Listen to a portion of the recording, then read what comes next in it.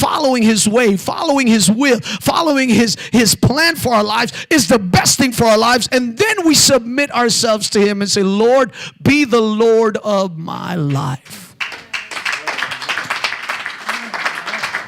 See, the statement, make Jesus the Lord of your life, ought to be for believers only.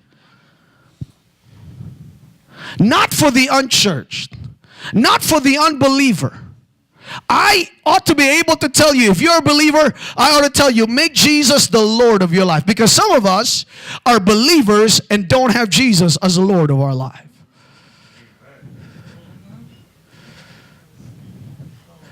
We believe him. But we're like Thomas, you know. You know about Thomas? Thomas the doubter.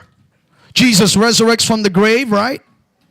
Jesus resurrects from the grave, and he was seen by disciples.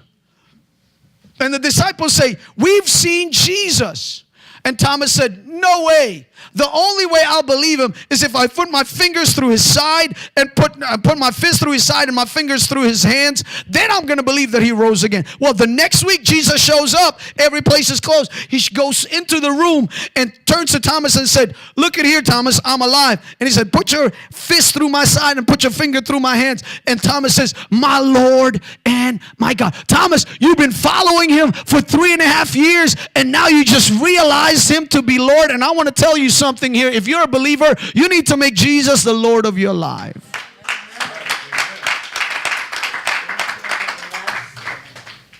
But if you are in the verge of trying to figure out about God, I want to just tell you that he came to serve.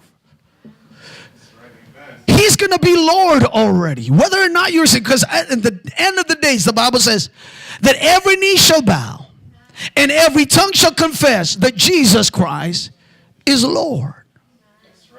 So he's Lord already. You don't have to do anything to have him as Lord. He comes as a servant. And I was moved by this thought that we as a church present Jesus Christ as Lord